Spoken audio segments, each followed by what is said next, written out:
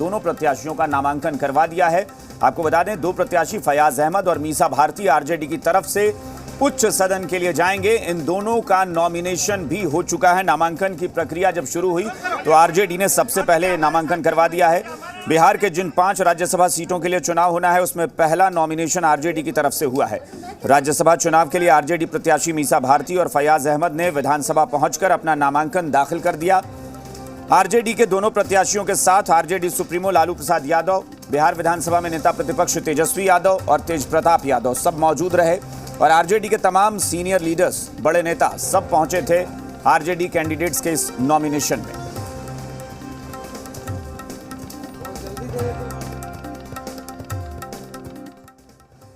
जब हमारा नाम आदरणीय लालू जी, तेजस्वी जी और पार्टी ने तय किया और हमको सूचना दिए तो हमको बहुत खुशी महसूस हुई और हम ये समझा कि हमारे कंधे पर पार्टी और आदरणीय लालू जी, तेजस्वी जी ने एक बड़ा बोझ दिया है।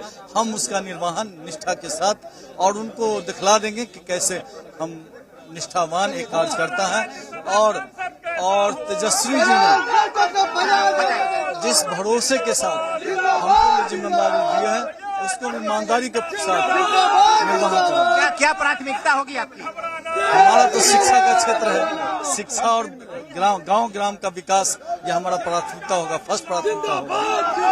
आज लालू जी खुद यहाँ पे उपस्थित हुए, तबीयत खराब होने के बावजूद, तो किस तरह का मार्गदर्शन मिला? हाँ, हम उनका शुक्रिया अदा करते हैं। बीमार होने के बावजूद हम लोग को मार्गदर्शित करने आए और कहने आए, इसलिए हम उनका शुक्रिया अदा करते हैं। तो फयाज अहमद जो कि बता रहे हैं कि किस तरीके से वो प्रतिबद्ध है, अपने नेता के जो विश्वास है इनके ऊपर जताया है इसको लेकर और कमिटमेंट को लेकर, और इस तरीके से वो काम जो है वो करते रहेंगे। कैमरामैन निशांत के साथ रजनीश, जी मीडिया, पटना। तो एक तरफ आरजेडी ने राज्यसभा के लिए अपने दोनों उम्मीदवारों का नामांकन करवा दिया, लेकिन आरजेडी का जो A to Z के पार्टी होने का दावा है, इसको लेकर सियासी दलों ने हमला बोला है, विरोधियों ने हमला बोला है। उनका कहना है कि आरजेडी ये दावा जरूर करती है कि वो A to Z की पार्टी है, लेकिन जब बात सदन में भेजने की आती है तो आरजेडी कुल मिलाकर MY समीकरण से आगे नहीं बढ़ पाती है। और यह सवाल इसलिए खड़ा हुआ क्योंकि आरजेडी ने उच्च सदन के लिए जो 2 उम्मीदवार तय किए वो भी MY समीकरण के ही तहत हैं, क्योंकि मुस्लिम से फयाज अहमद और यादव से मीसा भारती। तो एक बार फिर से विरोधियों ने निशाना साधा और कहा कि आरजेडी A to Z की पार्टी कभी नहीं बन सकती। एक बार फिर आरजेडी अपने पुराने समीकरण MY पर ही लौट आई है। बिहार में हमारी सरकार है, हमारी पार्टी विभिन्न राज्यों में प्रयास करे, लेकिन हमने किस व्यक्ति को भेजा? अनिल हेगड़े जी को भेजा। जात और धर्म के नाम पर नहीं, बल्कि के राजनीतिक कार्यकर्ता की जो होता है कि पहचान होती है, उसके आधार पर हमने दिया। तो व्यवहार और कर्म ही महत्वपूर्ण होता है और हमारी कार्यशैली अपने आप को अलग करती है। कोई दल का आंतरिक मामला हो, किसको देता है नहीं देता है,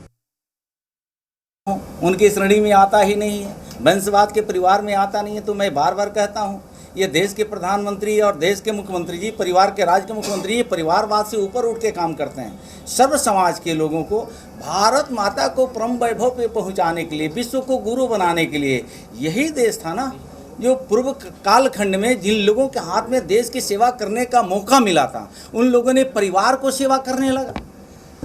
तो 1 बार, 2 बार, 3 बार, 5 साल पर, ये तो परम पूज्य बाबा साहब डॉक्टर B.R. अम्बेडकर संविधान के निर्माता, उन्होंने 5 साल के लिए जनता के जनादेश लेने की एक मौका दिया।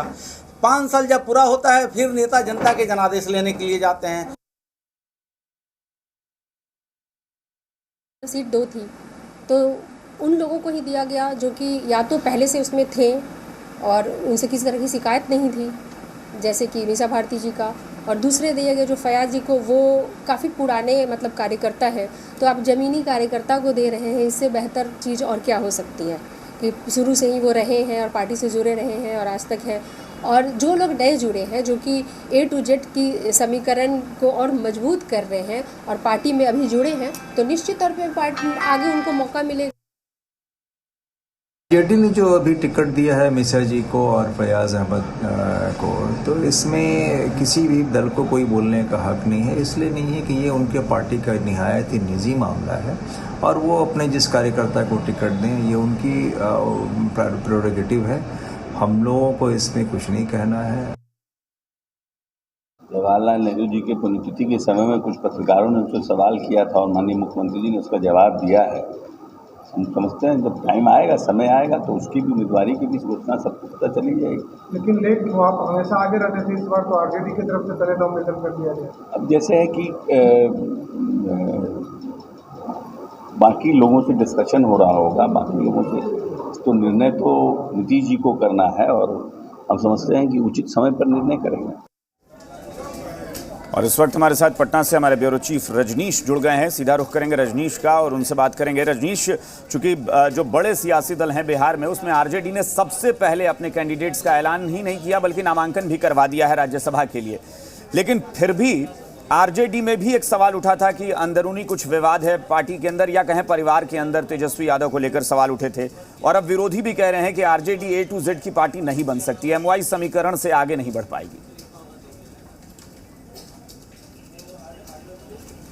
देखिए, जहाँ तक परिवार की बात है और जिस तरीके से निशाना साधा जा रहा था, यहाँ पे एक स्पष्ट दिखा कि लालू प्रसाद खुद उपस्थित हुए, साथ ही साथ नेता प्रतिपक्ष भी थे और उम्मीदवार मीसा भारती थी और साथ ही साथ फैयाज अहमद और इसके अलावा तेज प्रताप की भी उपस्थिति थी। तो कुल मिलाकर यदि देखेंगे तो पार्टी के तमाम बड़े नेता, साथ ही साथ कई सारे विधायक, प्रवक्ता और जो समर्थक थे उनकी उपस्थिति थी यहाँ पे।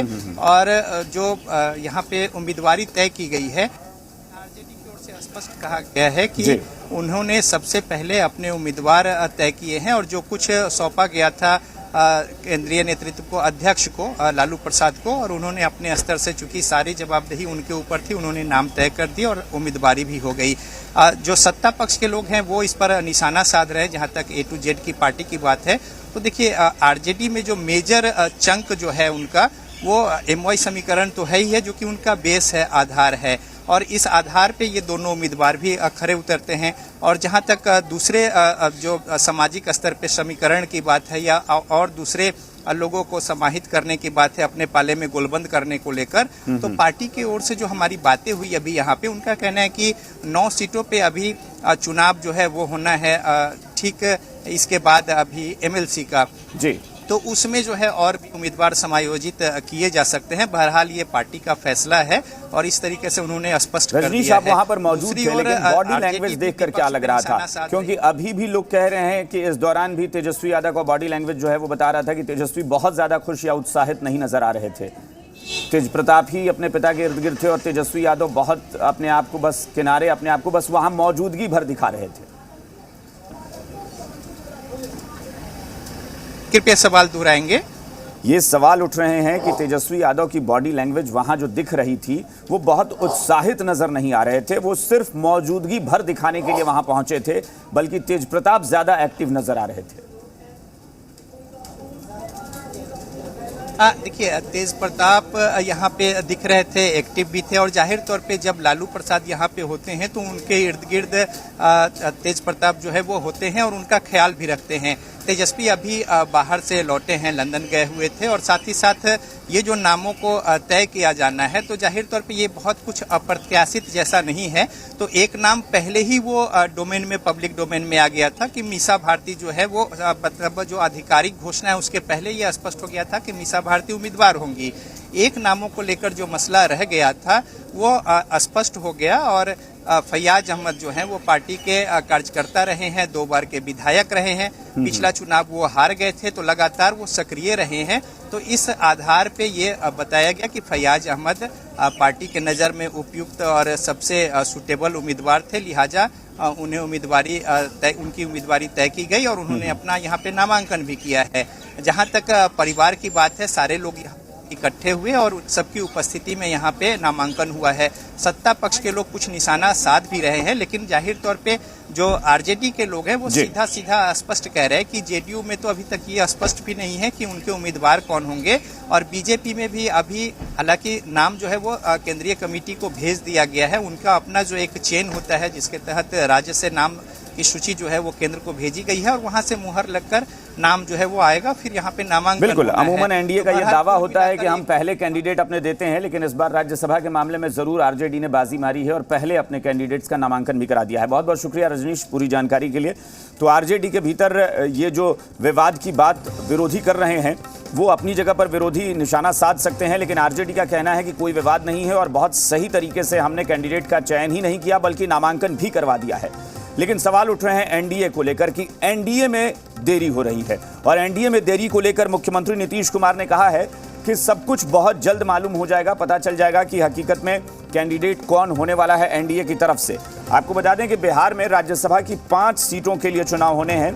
विधायकों की संख्या के आधार पर जो समीकरण बन रहा है उसके मुताबिक बीजेपी से 2, आरजेडी से 2 और जेडीयू से 1 उम्मीदवार को राज्यसभा भेजा जा सकता है।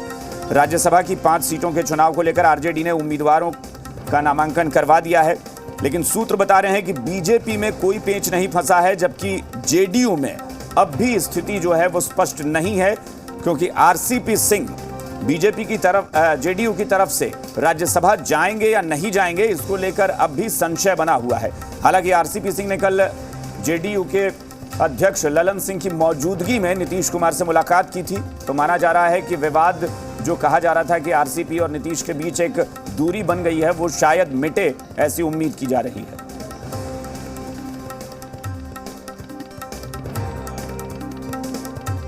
राज्यसभा में सस्पेंस अभी तक बना हुआ है, वो तो करा सकते सब